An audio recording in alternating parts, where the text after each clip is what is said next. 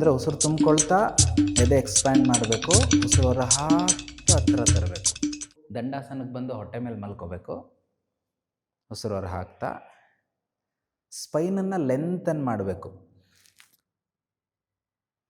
Semi arch ಮಾಡ್ಕೊಬೇಕು first ಸ್ಪೈನ್ನ, ಮತ್ತು ಗದ್ದ ಇಟ್ಟು ಎರಡೂ ಆರ್ಮ್ಸನ್ನು ಎಕ್ಸ್ಟರ್ನಲಿ ರೊಟೇಟ್ ಮಾಡಬೇಕು, ಹೊರಗೆ ತಿರುಗಿಸ್ಬೇಕು. ನಿಮ್ಮ ಹಸ್ತಗಳು ಆಲ್ಮೋಸ್ಟು ಸೈಡ್ಗೆ ಅಥವಾ ಮೇಲೆ ನೋಡಬೇಕು. ನೀಸನ್ನ ಬೆಂಡ್ ಮಾಡ್ತಾ ಪಾದನ ಎಷ್ಟಾಗುತ್ತೆ ಅಷ್ಟು ಹೊರಗೆ ತೊಗೊಬೇಕು. ಇರಿ ಸ್ವಲ್ಪ.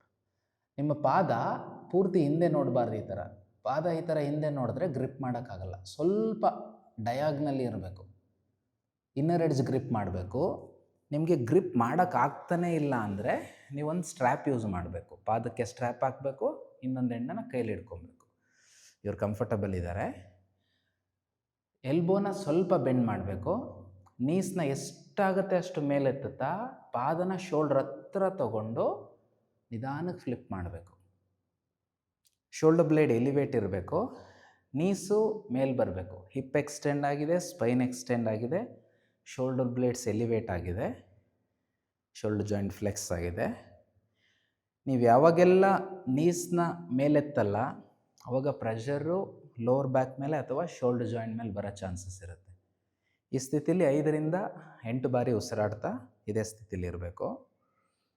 ಉಸಿರು ಹೊರ ಹಾಕ್ತಾ ನಿಧಾನವಾಗಿ ಕಾಲನ್ನ ಮುಂದೆ ಪುಲ್ ಮಾಡ್ತಾ ಎಲ್ಬೋಸ್ನ ಕೆಳಗಿಳಿಸ್ಬೇಕು. ನೀವು ಒಂದೇ ಸರಿ ಬಿಟ್ಬಿಟ್ರೆ ಪ್ರೆಷರು ಶೋಲ್ಡರ್ ಜಾಯಿಂಟ್ ಮೇಲೆ ಬರುತ್ತೆ ಅಥವಾ ಲೋವರ್ ಬ್ಯಾಕ್ ಮೇಲೆ ಬರೋ ಚಾನ್ಸ್ ಇರುತ್ತೆ. ಆ ಥರ ಫಾಸ್ಟಾಗಿ ಬಿಡೋದ್ರಿಂದ ಶೋಲ್ಡರ್ ರಿಲೇಟೆಡ್ ಇಂಜುರೀಸ್ ಜಾಸ್ತಿ. ನಂತರ ಅಧೋಮುಖಕ್ಕೆ ಹೋಗಿ 2ರಿಂದ 3 ಬಾರಿ ಉಸಿರಾಡಬೇಕು. ನಮಸ್ಕಾರ.